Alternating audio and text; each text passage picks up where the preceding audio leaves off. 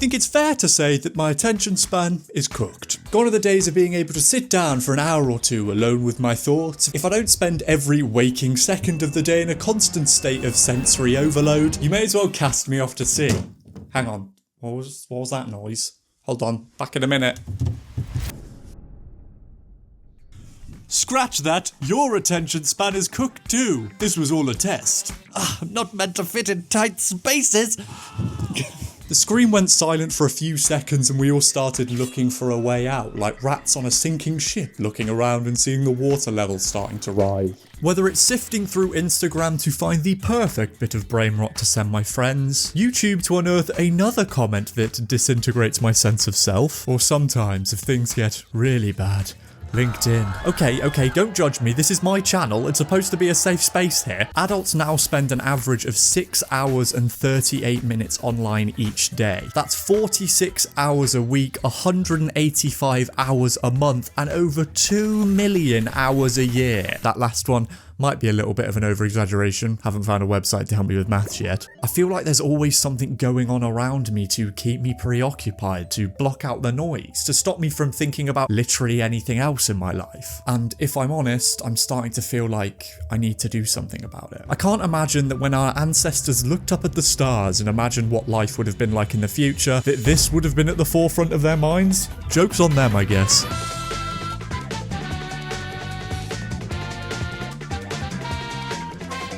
Over the next 7 days, I'm going to be taking part in a digital dopamine detox as I attempt to pry myself free from the overwhelming urge to bookmark every cat video I see on Instagram. Throwing caution to the wind, diving headfirst into the deep end as I try any and every peculiar recommendation and re-emerge out the other side, a changed man. What's the worst thing that could happen? What the hell am I doing? This is a mistake. Before we fully get into this, I want to thank every single one of you who've made it onto, hold up, the wall of Patreon. Thanks for supporting me, an incredibly tiny YouTuber holding up a comedically large corkboard in a heat wave. Let's get back to it. For those of you unaware, I definitely just angered a select bunch of people in the comments section because a digital dopamine detox doesn't actually exist. While searching online for the best course of action, both terms are used relatively interchangeably. Yet for some reason both of them have very different connotations. I knew that was going to happen. It was a matter of time. A digital detox focuses on a hard divorce from everyday technology like your phone, your tablet, your Tamagotchi that you've somehow been keeping alive for 12 years, while a dopamine detox incorporates those same tenets but chooses to hone in on unhealthy habits associated with modern technology, like notifications, alerts, scrolling, and all the necessary beeps and boops that just come with the territory, with the end goal of ultimately lowering your dopamine levels. I think you can tell by the offensive use of air quotes that I have thoughts about that, but we will get to that later. Apart from that incredibly subtle foreshadowing, one of the main problems of dopamine detoxes comes from the strange extremes that people will go to, all in the name of fasting. As shown in this article from Dr. Peter Grinspoon, they are not allowing themselves to be photographed, because we all know the true evil in society is flash photography. Are we sure these people aren't vampires? With those words of wisdom ringing true in my head, I'm confident in finalising my list of rules and regulations for the week ahead, with the only compromise I'm making here being Facebook Messenger, because for some reason my friends refuse to use anything else, and I don't want them to think I've gone missing. As the days go by, I'll be adding more and more obstacles and hurdles to get over to increase the difficulty. Anyway, that's enough waffling. I think you can tell by looking at my nose that this week's going to be a little bit hellish, isn't it? To start my week off right, I decided to take the first monumental step in my journey and delete every single app on my phone that I thought could potentially derail this entire experiment. I apologise if any of the people who have sent me notifications, I've not been ignoring you. I deleted it. And I mean every single one. I should probably delete Belatra as well, I guess. That counts as a dopamine detox. But although my ultimate goal of this video was to spend as little time on my phone as possible, I immediately encountered a little catch-22 that put my entire week in danger. If you didn't know, the camera I'm currently talking to is my phone. And as the purpose of this video is for it to be filmed, I sort of need my phone, but I can't have access to my phone, It's a real brain bender. How is he filming on there if the phone's right there? It's another phone, but it's an old phone. So, you see the problem I have. So after seeking advice from people I know, I devised a foolproof plan, which was basically to make my phone background look as boring as possible and just hope for the best. Look how boring that looks. You definitely don't want to go on that phone. In a move that seems insanely counterintuitive to me, I decided to use my last fleeting moments with my phone in the best way that I could by looking at some dopamine detox apps I found on the App Store. First up, we've got Span AI, and everybody knows how much I love AI. I don't need to know your mission statement for an app. If you're talking about attention span, why are you not hooking me in instead of giving me a PowerPoint presentation? Stories from our users. Of course the designer's gonna say that. I don't think Steve Jobs was ever come out on stage and say, you know what guys, this latest one, it doesn't hit the same. Of course you would say that. It's always that word, hijack. Every single one of these gurus who recommends to do what I am currently doing, they talk about hijacking or rewiring your brain, when that's very much not the case. There we go. After all of that, it's just a subscription service. And if I click no, it doesn't let me do anything. $29.99. Are you taking a piss? Lighthouse. I don't want to give these people. Ask app not to track. I don't know what this is. Are your friendships flourishing? Yeah, they're okay. Sort of feel like I'm definitely training some form of language learning model. I just do. My wheel of life. I don't have any life purpose.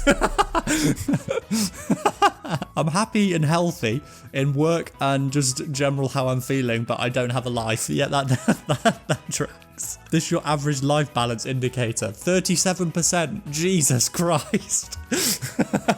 How are you calculating my potential? Is this app owned by the Baba Yaga? No.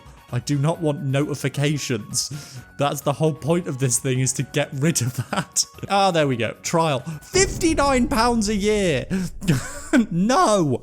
This one I'm very much looking forward to. It's called Dopamine Detox. You talk with a pixelated horse. Before, you're sad, you're in black and white. And after, you're happy and with a horse. Why is there a horse? Don't allow. I don't want you to have my screen time. I don't like the thought of a horse being in charge of my phone. Hi there, I'm Horsey, a pixel horse. You've taken your first step to Who taught you how to talk? Start detox journey. There we go. £69 a year to talk to a horse. Are you stupid? No, I don't want to talk to a horse. So as you can see, the only thing you really need to start your dopamine detox right is to pay a random third party over £8 a month. Oh, I wanted to talk to him. You sick fiends. I have to pay £2 a month to hear his sweet jokes. Throughout the rest of the morning, I felt instantly free. I could put my mind to the endless list of activities and chores that I needed to turn my attention to, but constantly put off. I was like a dog let off its leash, a steam train running at maximum efficiency. The hours flew by as every obstacle that presented itself to me was annihilated by this new version of me. Perhaps a true version of me. It's not even been 30 minutes.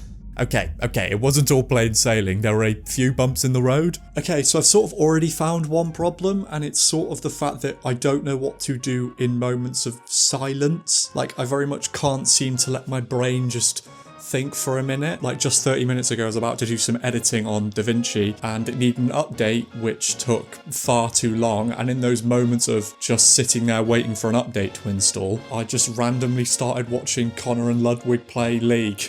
And it's like, why was I doing that?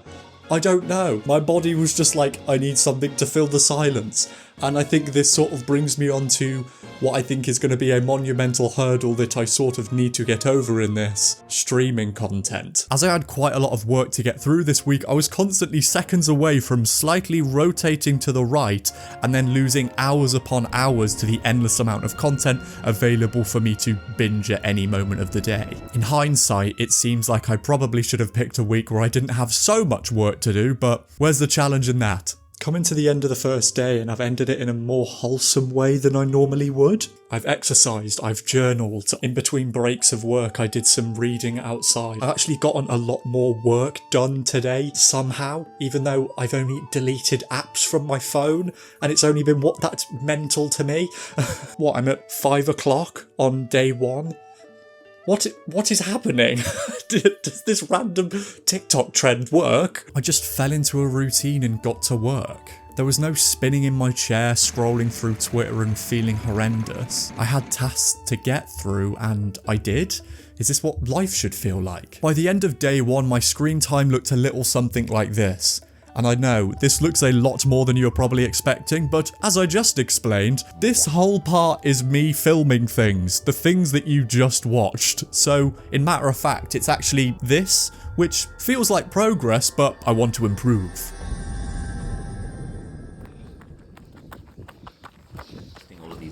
Whereas if you start your day, for example, by doing something like exercise or making your bed or going outside, then you'll build up your reserves of dopamine instead of depleting them, and you'll have so much more motivation to work towards the stuff you actually want to achieve. It's 7:05 in the morning. I hate dopamine detoxes. Hold up a minute. Pause right there. What is this framing, Henry? I'm incredibly embarrassed to admit that just like the fact that I have to get up every morning and exercise, out of frame shots are very much going to become the norm from here on out. It seems like I'm nothing without a tripod. I even tried one of those Casey Neistat shots to look cool and interesting, but I either look like the BFG or one of those cryptids caught on a trap camera. I've got to say, it's 8:50 and I've done a crazy amount already. I've already ran 5k, I had a incredibly cold shower.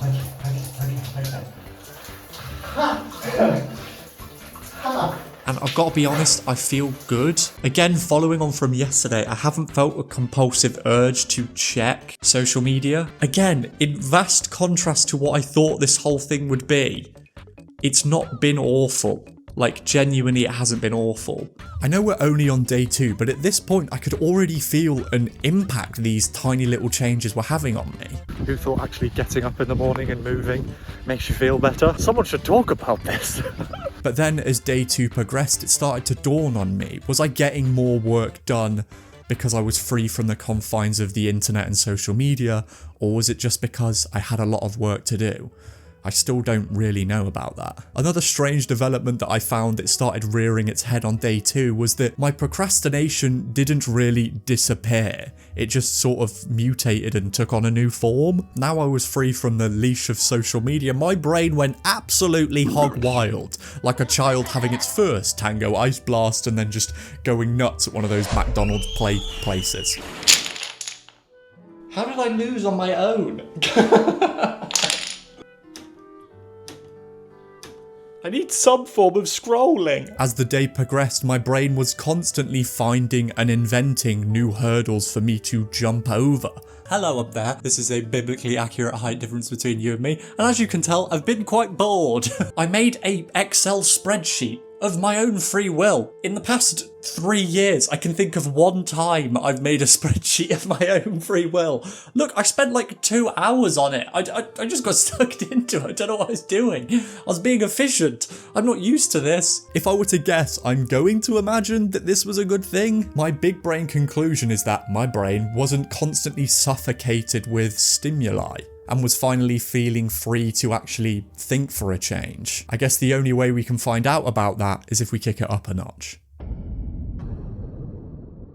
Sensory deprivation is straight up scary. There's new help for our hectic lives. Pods that force us to relax and unwind. They're called float tanks and use sensory deprivation to overcome stress. Floating in a sensory deprivation tank in Tulsa, Oklahoma. Did you jerk too? I don't know if you could tell by the edit, but I'm doing a sensory deprivation tank. Why? Oh, this is gonna be a weird day. Was my brain punishing me for something? Ever since I saw Rhett and Link's video about sensory deprivation tanks all the way back in 2014, Jesus, that was a while ago, the idea of one had always fascinated me. But if I'm totally honest here, I had no idea what to expect. With those thoughts echoing through my brain, off I set on my perilous journey. I mean, look at those legs go. And again, and again, and again, they're really moving now. You can clearly tell that this guy is getting the hang of the whole vlogging thing now. I mean, look at that shot. I only partially look like I've been caught on CCTV. The main fear I had actually going into this thing had nothing to do with the tank itself or the fact that I'd be in an enclosed dark space for an hour, but more so that I'd actually have to talk to an employee at the spa to ask if it was okay to film. I know I'm giggling about it, but this was properly stressing me out. However, shockingly, this was incredibly dumb of me to think, because as soon as I got there, they asked if I was a TikToker, which felt a little bit like a sly dig, but they were all super nice. So maybe this whole immense fear of social interactions thing is a bad thing, maybe. Oh god, someone's walked in when I was filming. Stay calm, stay calm. Let's put the camera away and not do that again.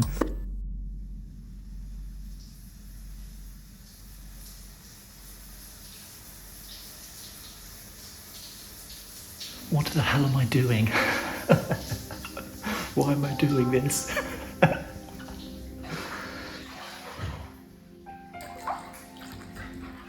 What is happening? This is really weird.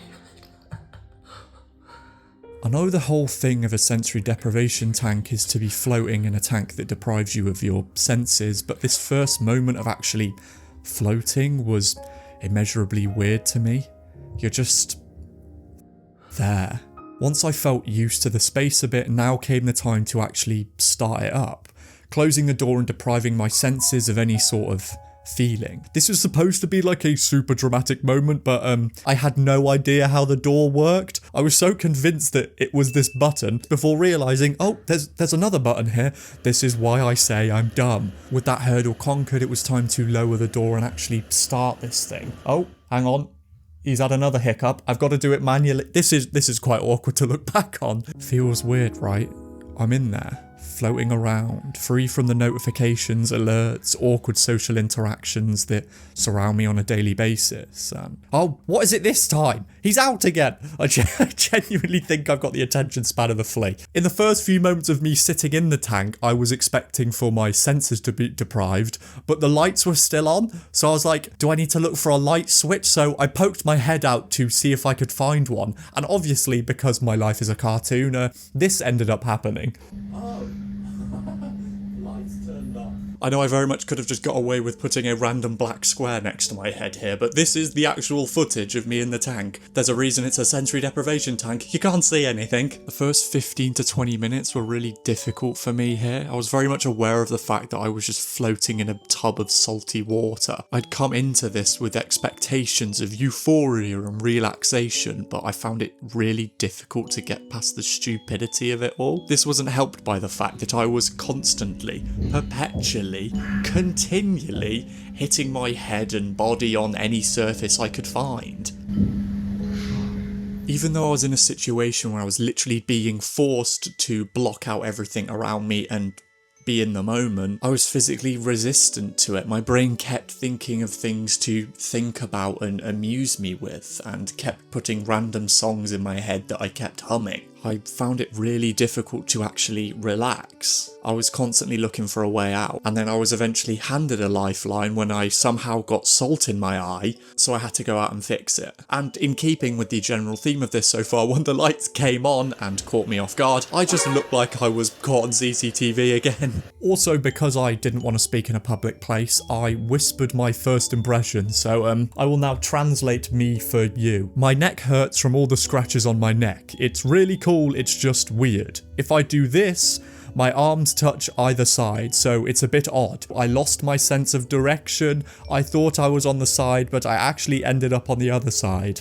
Awkward smile, I'm going back in now. This is where things kicked up a notch for me as I became used to the space around me. I was relaxed into my surroundings more, and finally started to let go. I was still hitting the side every now and again. I started to try at least and block everything else out. Without an onslaught of beeps, boops and various ringtones, I could just be.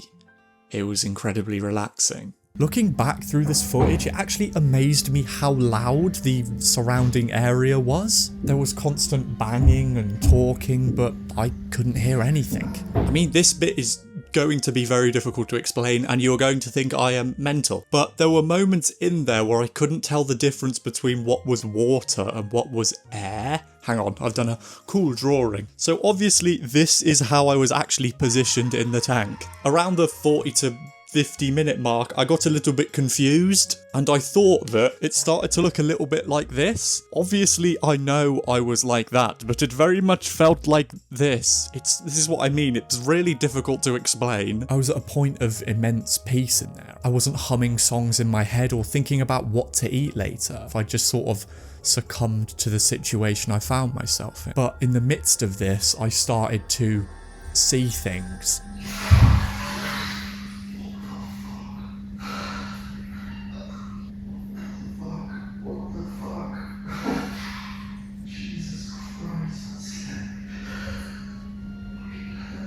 Whenever you look online for people's experiences about sensory deprivation tanks, they always talk about hallucinations and life-altering things that they see. This isn't one of those. Do you know, like, if you look into a light for an exceptionally long period of time, and then you look away, and you have all these weird floaters sort of going around your location? I've just done that.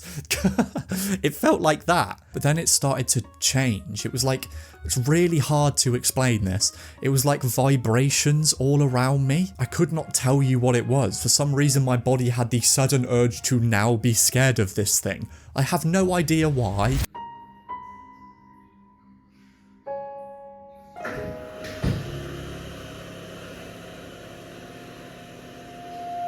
That was so weird. That was so strange. That was really weird. I'm absolutely covered in salt. I'm soaked. I left so much water on the floor. But it was really cool. I really enjoyed it. But yeah, I need to cut to Henry in the future now because I hate filming in public. I'm like a vlogger. Even though one of the people I said, can I film? And they were like, are you a vlogger? I'm like, no, that's a disgusting word. Oh God, someone just looked at me. Goodbye. I'll see you in a bit. I need some food. I'm so salty. From all I've just spoken about and the look on my face, you could probably assume that I'm in a state of pure relaxation and happiness, albeit a little bit salty, and you'd be right. However, this was immediately counteracted afterwards by some of the most stressful hours of my life. God, it was awful, and I hate people. My body was immensely tired from the day before, and I'm not sure if it was because of the horrendous transportation experience or it was like a knock-on effect from the tank, but I had absolutely no energy whatsoever to do anything meaningful, let alone talk in front of a camera, which gave me the opportunity to try out something weird. No, Henry, no one cares about that. I'm not talking. I don't know if you could tell, but that's what's happening here. In hindsight, it doesn't really make for a good video, though. Why would I do this? From what I can gather, when the dopamine detox craze first took off, they started to lump anything and everything in there, all in the name of self-betterment. With my personal favourite examples of this whole thing coming from this article in the New York Times in 2019, where Nelly Bowles interviewed a bunch of Silicon Valley neeks who were right in the middle of attempting one. One of which was James Sinker, a startup co-founder who said, once there was pressure around work though, it became less fun, and I thought, maybe we'll try fasting work. This isn't any form of spiritual relaxation, this is just called being a bad employee, and you've rebranded it. And while sure, a lot of the people that you see talking about this are going at it from a rational perspective, there is a large section of the internet, as there always is, full of people saying the most obscure, bewildering things to try and separate themselves from the crowd. Later in the article though, Bowles talks about Sinker running into someone that they knew. And this is just my absolute all-time favourite quote. I hadn't seen her in 6 months and it was extraordinarily exciting, super stimulating. So I had to cut it off and I just said, listen, it's not you, it's me, doing this dopamine fast. What are you talking about? Obviously you just needed a reason to ghost them, as proved by the fact that you spoke to them in the first place. If you clearly needed to have a break from talking, you wouldn't have interacted with them. Also, he just does sound like an alien who doesn't really know what it's like to be a human being. Yes, when I met this person, it was extraordinarily exciting, super stimulating. I never want to be referenced as super stimulating. People are just weird, aren't they? Anyway, back to day 4. In a shock to absolutely no one, I would not recommend not talking for an entire day, because this, combined with the day before, did not help me reach a state of pure relaxation and happiness free from the confines of this digital world we find ourselves addicted to. It made me want to sleep. I was so crazily bored, as shown by the fact that midway through the day, I don't know why I did this, I did a shot-for-shot remake of that scene in Love Actually. Why did I do this? Looking at this bit after the fact makes me fully believe that I was in the middle of some sort of breakdown, and from what you're about to see next, maybe it makes sense. Hello, this is strange to admit, but I've woken up today and I don't know, I just feel a bit weird, mentally speaking. I got to imagine this is maybe a knock-on effect of the detox? Maybe? I don't know.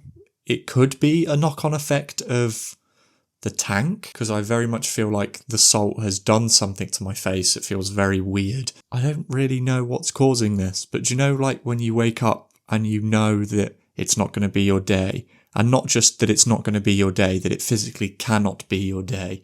You know everything's just gone wrong from the outset. Well, it very much feels like that. I don't think it's to say I'm like hungering to go on social media.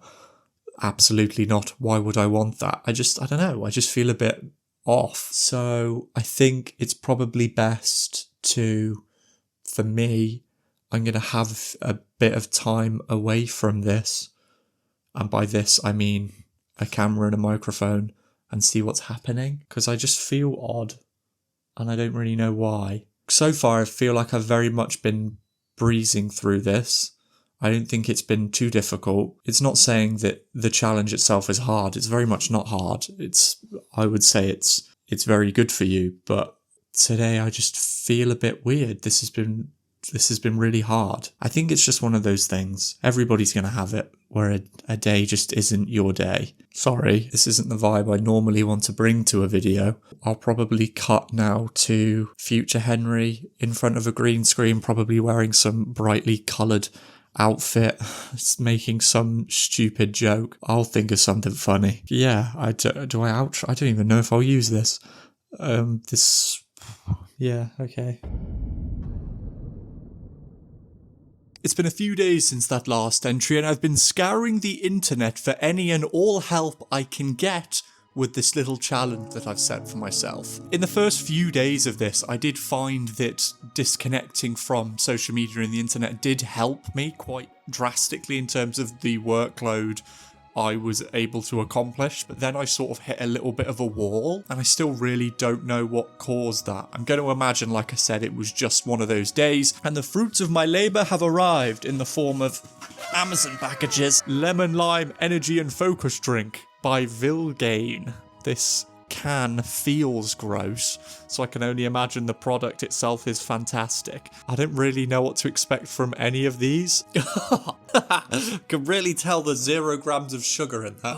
Oh, the best way I could describe the flavouring of that would be if you got a pestle and mortar, ground down a paracetamol, and then put that paracetamol in a can of Sprite. It's both sparkling and still, which is, I'm saying, an absolute achievement to the people of Vilgain. God, it's really not good. On the can, it says 330 millilitres sparkling. Sparkling what? You can't call this water.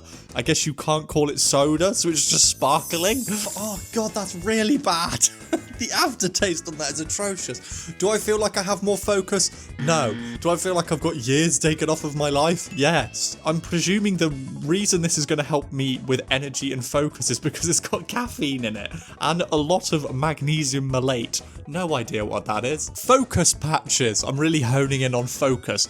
Absolutely have no idea what this is. This got recommended to me in the sidebar when I was purchasing this focus drink. If you're a rational person, you may be wondering, what on earth are those things? Well, it's time to go on a road trip into the realm of potentially scientific things that people sell on the internet for no apparent reason. It's a little bit wordy. They're called focus patches, which sit as one of the many products sold by this organisation called Kind Patches, which in their words create products that serve as an alternative to more outdated forms of nutrient delivery. So I have to imagine that everybody that works for this company takes all their food and water through patches and stickers too? Or is that method of nutrient delivery not outdated yet? Supposedly they deliver ingredients straight into the bloodstream and all I have to do is put a little patch on my skin.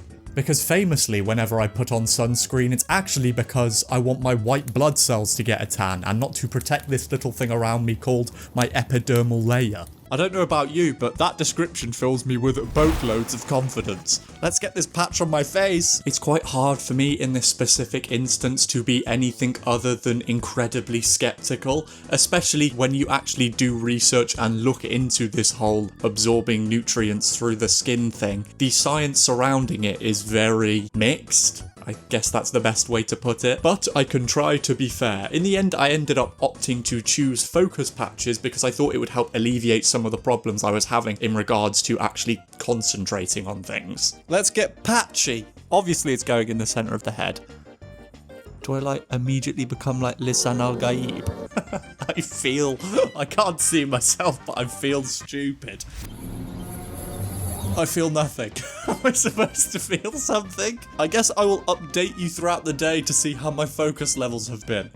We'll see. I've got to wear this for 8 hours. What? With the focus products consumed and a bright purple patch in the centre of my head, I got to work, going through all the normal trials and tribulations of life to see if anything was different.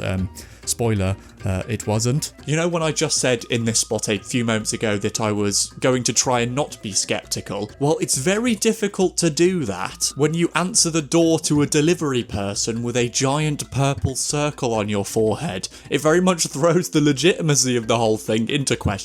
It's been about 5 or 6 hours since you last saw me. Can I sit here and confidently say that these focus patches, focus drink, have done anything to me? No. If I'm being totally honest, the main thing I actually noticed, and this was in the first 30 minutes, was that I actually started slurring my words a little bit. And even whilst I've been recording this, I've been very much struggling to string together coherent sentences. There we go, there's something. I don't know if that's because I didn't sleep much last night or I haven't had a lot of caffeine today, but I didn't. It was a noticeable change pre-patch and post-patch.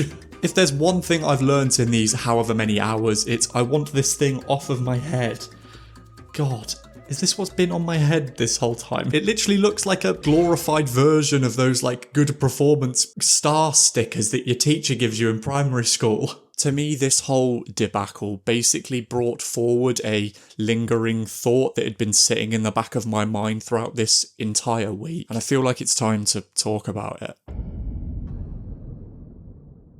Well, let's hope that putting multiple patches on my face won't cause me to have some form of reaction. I guess there's only one way to find out. So I guess this is it. Today counts as day 7. Okay, don't get angry at me. It's been a few days since the whole patch situation, as you can tell by the fact that the thing on my nose has finally healed. Don't worry. I've had a few things going on in my life, okay? Put the pitchforks down. Even though we are much further along in this than I imagine a lot of you would have thought when starting this video, considering it's titled something like, I spent a week doing a dopamine detox, and now it's 3 or 4 weeks. I bet some small portion of you would probably think the second the cameras stopped rolling, I would instantly revert to my old ways, make my lock screen all colourful again and download Balatro, but I can confidently say that is very much not the case. I would show you my phone screen in my hand, but as we know by now, it's there. Now, on to the ultimate question with this video. You may be sitting there thinking, Henry, why did you do that? This is clearly a normal way to live life. Why did you feel compelled to make a video on it? And to that I say, during my last video, the whole point of it was for me to submerge myself in the disgusting murky waters of social media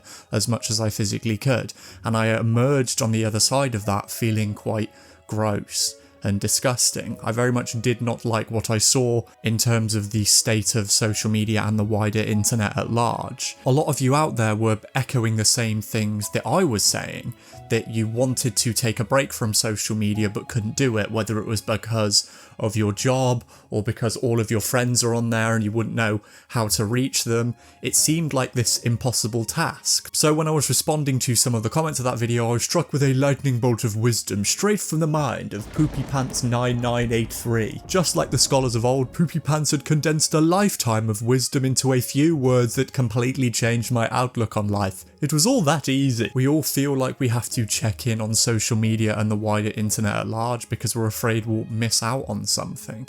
If we're not there, who's going to experience it? It basically boils down to the whole principle of if a tree falls in the forest and no one's around to hear it, does it make a sound? Or I guess the modern equivalent of that, if the Rizzler says something funny on TikTok and I'm not immediately making a tweet about it, did it even happen? With more and more YouTubers, TikTokers, Instagrammers and whatever you call people on LinkedIn, linkers? Do not like that. With more and more of them promoting various ways to disconnect from this online world, so you can feel grounded, take a break, appreciate the moments you have with yourself, and of course, if you have a spare second, use their discount code at checkout. That's the most important part. Which is what leads us to this idea of the dopamine detox. In principle, I can fully get on board with and support the idea of a dopamine fast. By that I mean taking a step away from the online world whenever you feel yourself getting dragged down by it. But apart from that, I just feel like the very nature of it's just hypocritical. As is the case with most, if not everything on the internet and in life, people are always trying to one-up each other to make it seem like that they're worth your time, your importance. A dopamine fast can't be something as simple as deleting all the apps off your phone. It has to be don't drink, don't eat, don't exercise, don't talk to people, don't look at another human being in the eye, in order to make it stand out from the vast background of other people doing exactly the same thing. Even in this video, every single day I had to think about new things to add to it to make it seem more interesting, more engaging, rather than me just sitting in front of my computer and working for the whole week,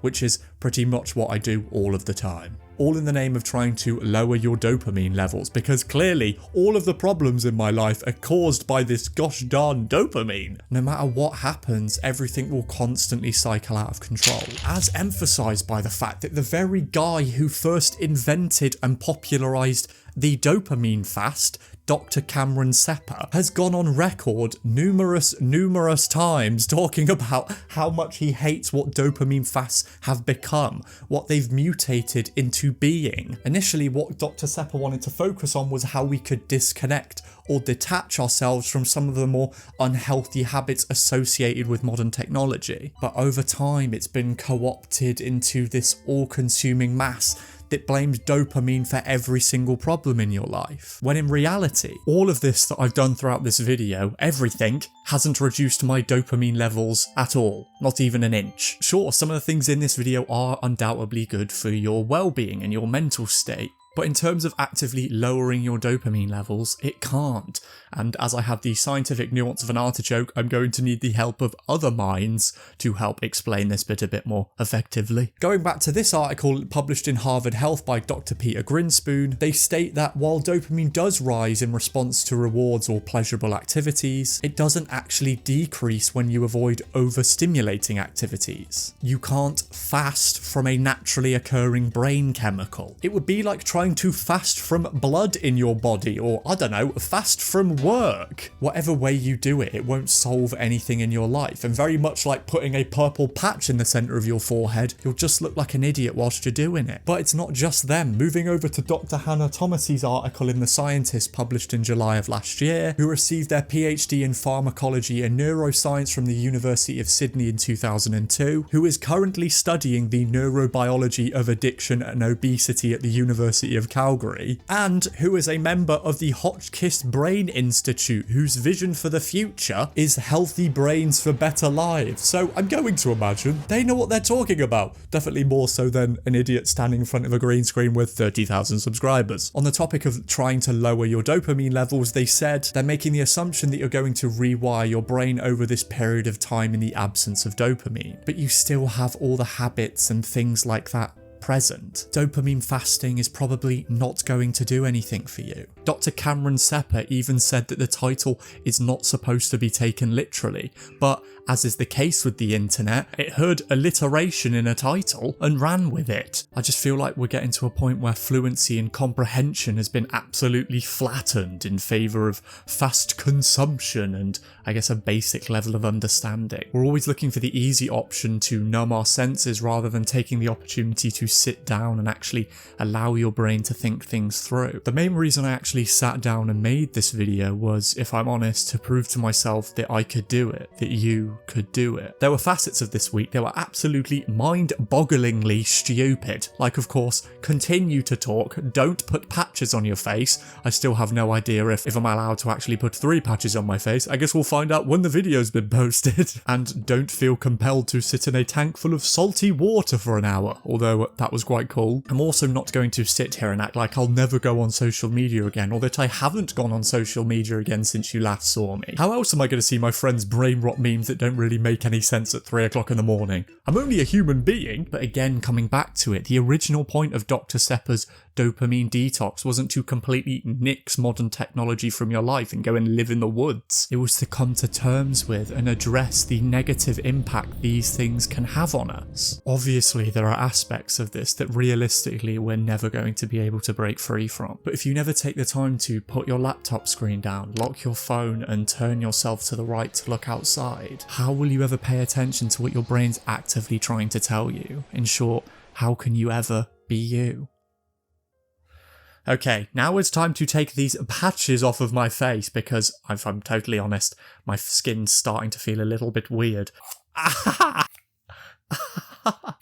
Oh, I definitely feel like I've just got 3 bright circles on my face now.